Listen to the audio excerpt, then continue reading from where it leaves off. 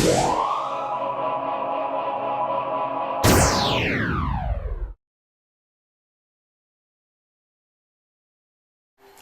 there, it's Mike from Gear Diary, and the game that I have, and I know you're not going to be able to see it an awful lot, but it's Plants vs. Zombies 2.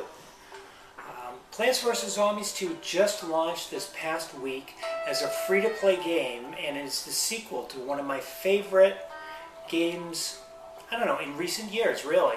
It's a casual game, strategy, kind of tower defense style game in which you're defending your house against zombies. And so you do it using plants to form battle lines that will defend against these incoming waves of zombies. Now the original one started off selling for as much as $20 through PopCap Games. And they would have like a small timed demo and then you would have to buy the game. This game launched free to play with loads of, we'll just call them in-app purchases. And so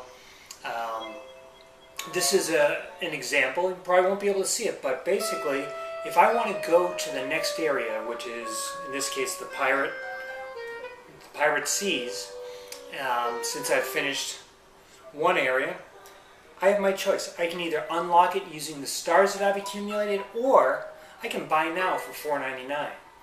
And so this is the exact same thing that you will see all over the place within the game.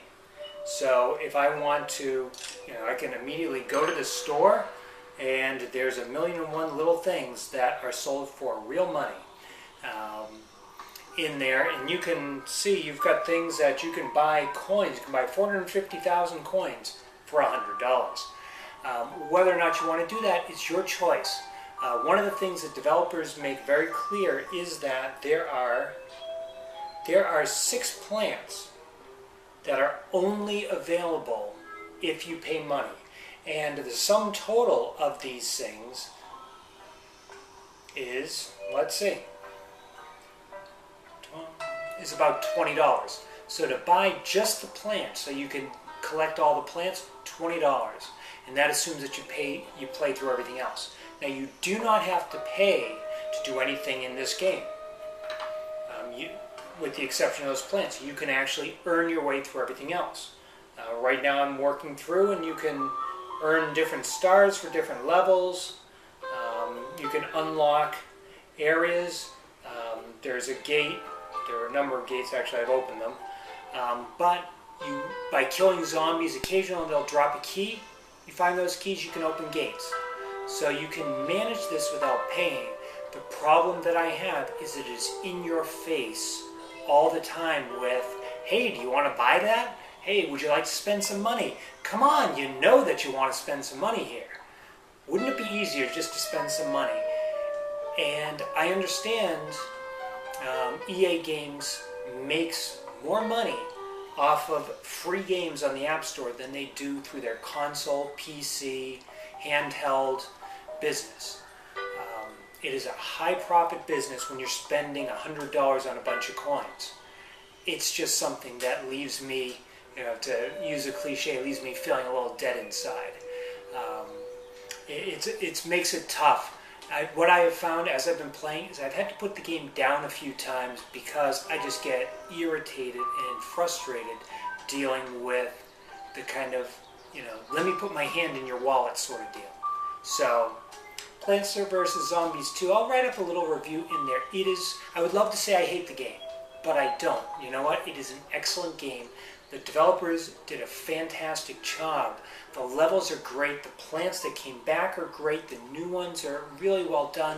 The balance of difficulty is actually really well done. I'm finding, even though I've played the original game on pretty much every system and repeated playing it, I'm still finding a decent challenge here. Especially now they have these things where you go back and you gather these stars. And it'll be something like, okay, you can't use any of the lawnmowers.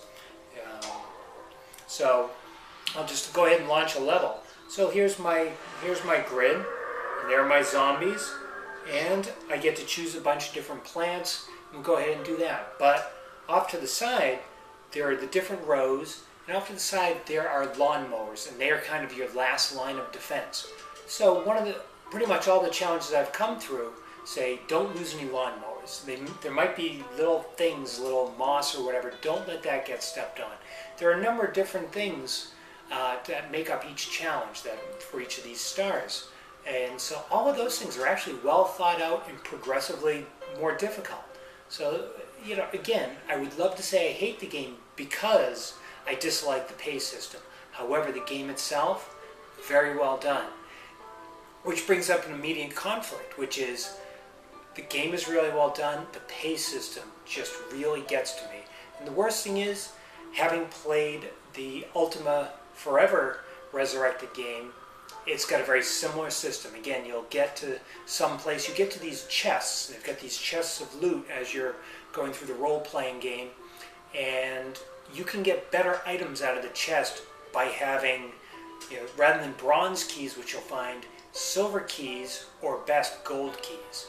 And you get gold keys by combining silver and bronze, or by a certain amount of silver and bronze, and silvers you can buy with bronze. However, you can just buy gold keys outright. So again, it's a pay for the best stuff sort of a system. And that's really the way that EA is going with all of their games. There's a new Dungeon Keeper game coming out. There's a new Dragon Age game coming out. There's a new Dungeons and Dragons game coming out. And they're all going to be free up front. But they're going to bite you when it comes to getting through these.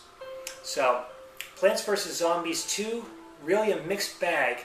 Excellent done game, but an inept payment system that really just hits pretty hard. Mike from Gear Diary. Thanks for watching.